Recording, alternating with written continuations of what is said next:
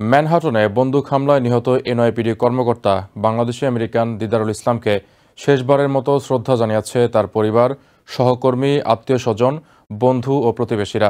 বৃহস্পতিবার সকালে থেকেই ধাপে ধাপে তাকে শেষবারের মতো দেখতে আসেন সবাই। এ সময় New York governor Kathy Hochul এবং সিটি মেয়র এরিক অ্যাডামস নিহত দিদারুলের প্রতি শ্রদ্ধা জানান এবং তার পরিবারের প্রতি সমবেদনা জানান। বাদজোহর ব্রঙ্কসের পার্কচেস্টার জামে মসজিদে এনআইপিডি কর্মকর্তা দিদারুল ইসলামের নামাজে জানাজা অনুষ্ঠিত হয়। পরে সেখান থেকে নিউ জার্সির টটোয়ায় কবরস্থানে তাকে দাফন করা হয়।